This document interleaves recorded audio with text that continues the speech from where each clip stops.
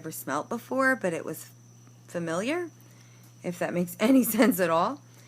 And then I'm just fighting these things. It was like this constant telepathic battle. And then I remember thinking, I'm going to call on my guardian angels. I know I have them. I have 3 of them, and I'm going to call on them for assistance. Spirit guides, angels, whatever you want to call them. I started calling them out in my mind, through my thoughts. Then, when I felt like that wasn't working, I reverted back to my Mormon upbringing, and I started praying in my mind. I started saying, in the name of Jesus Christ, I command you to leave, over and over again. Didn't work. Usually when I feel some kind of really dark, oppressive presence, that works. This did not work on them at all. So then I started thinking about Prime Source, about God, the actual God. I started thinking, okay, I come from Prime Source, like all life does. You come from the same source that I do, that every living creature comes from. Every creation, every thought, all energy, everything comes from this source.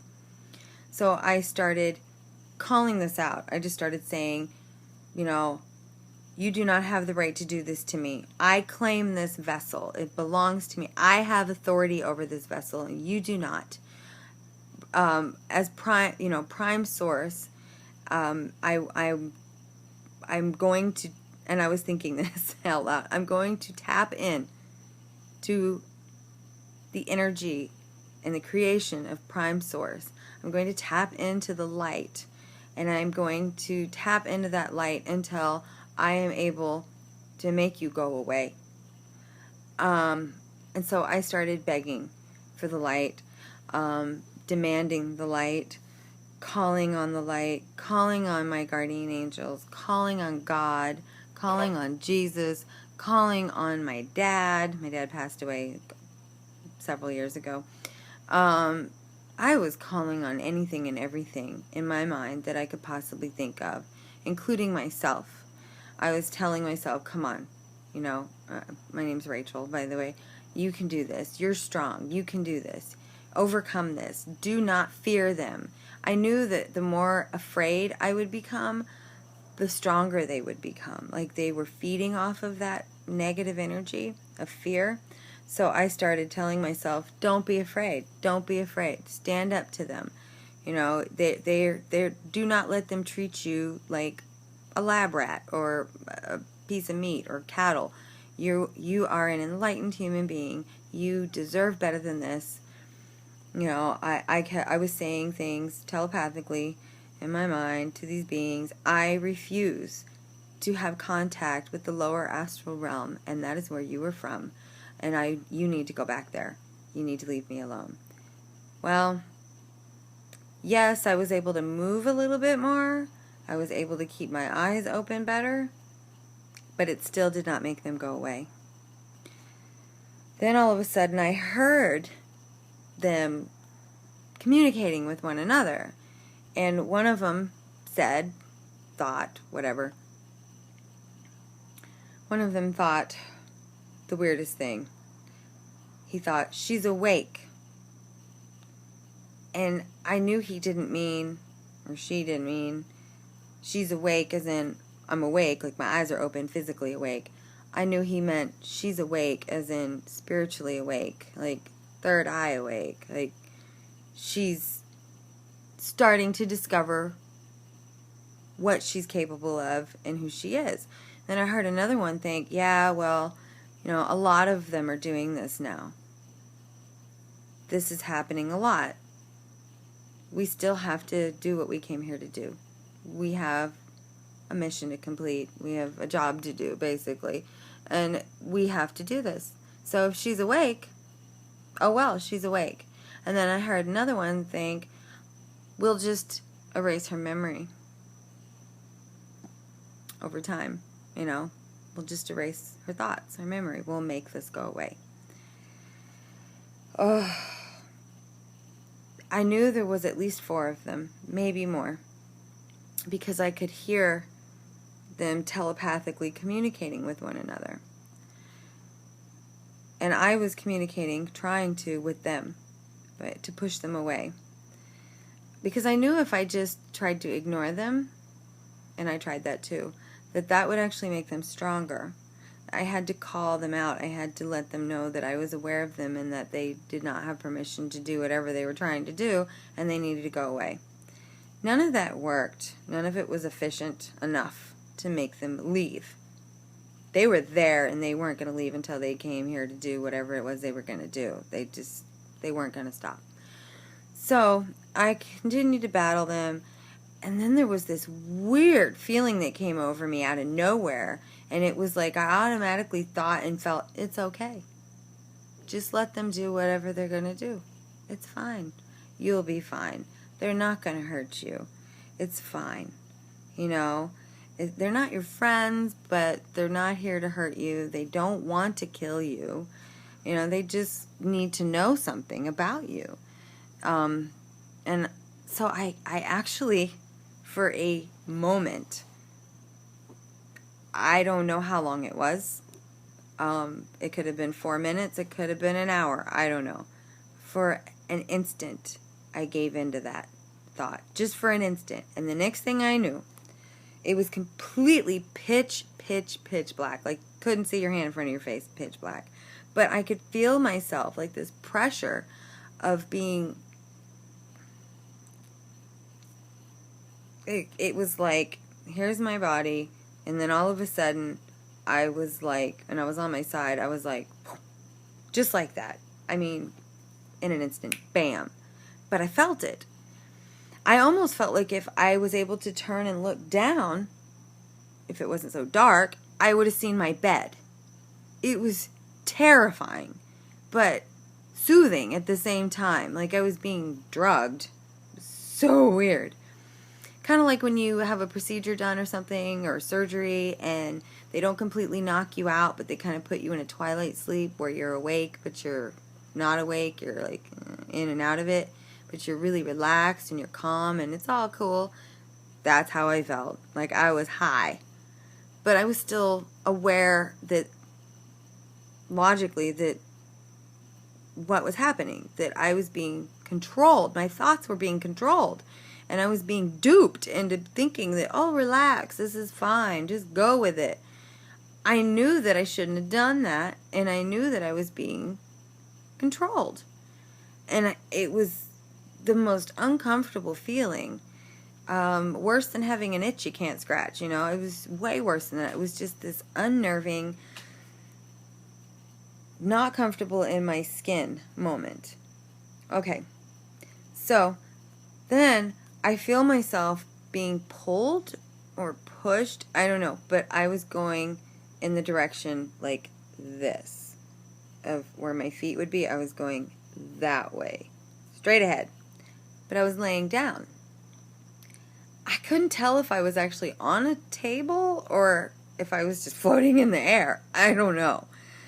All I know is I could feel myself being pushed or pulled down this. I couldn't see it. And this sounds strange, but I could feel the energy around me, and I could feel it was a wide corridor. It was really wide. It was really, really, really dark, and I was being guided in this direction. And these beings were there, but they weren't there. I don't even know how to explain that at all, but that's exactly how it was. I was in a dream state, but I was awake. Like being high. Like I took a drug that I didn't want to take, that I wish I hadn't taken. Like, oh, I'll be glad when this wears off kind of experience. Bad acid trip. I don't do drugs, but I'm just saying, I don't know. From what I've heard about LSD, this would be accurate. And I was not on any drugs, any hallucinogens, nothing. Like I said before, the only drug I have a problem with is nicotine. Okay, so this is the bad part.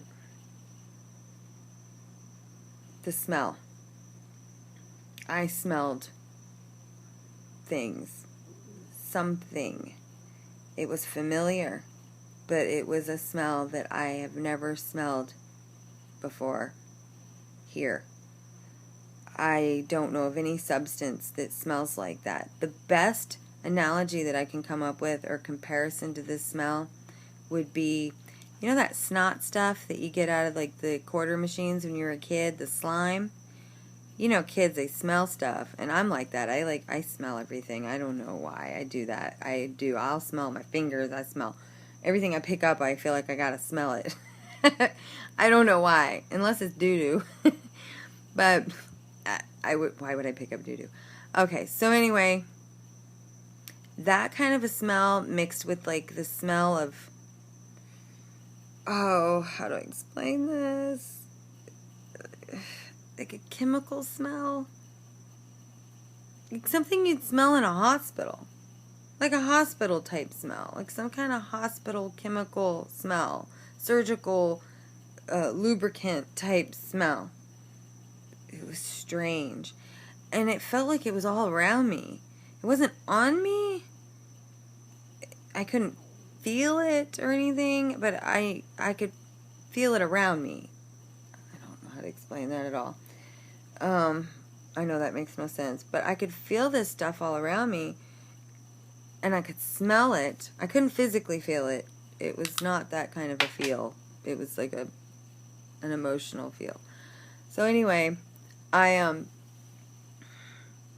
this is so awful. I don't even like thinking about it. All of a sudden, I felt immense pain. I mean, like, immense pain. Sharp, stabbing pain. I mean, pain.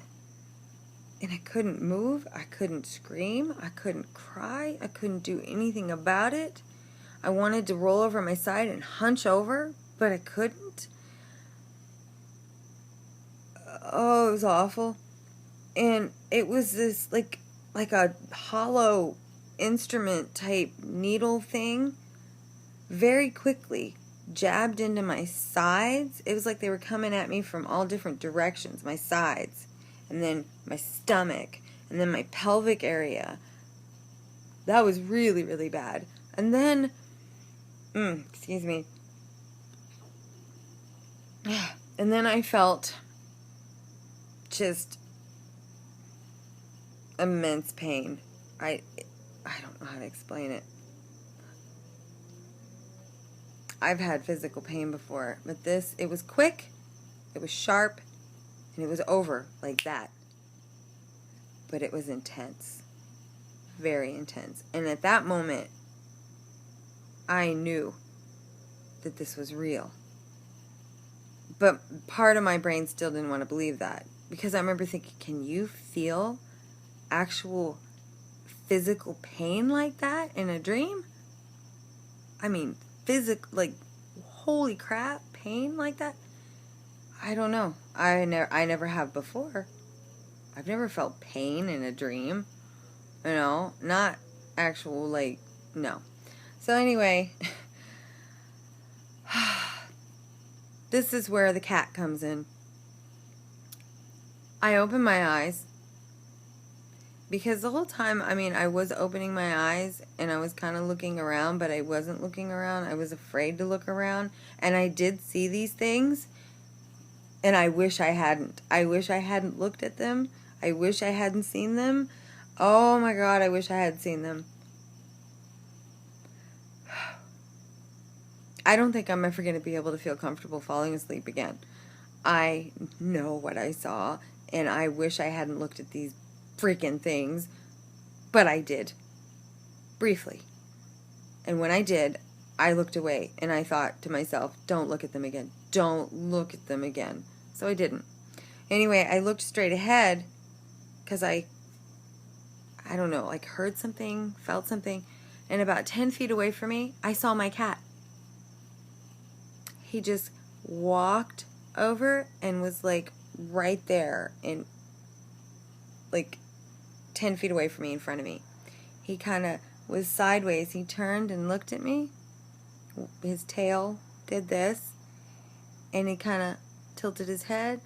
He looked, and then he went like this and looked behind him, looked back at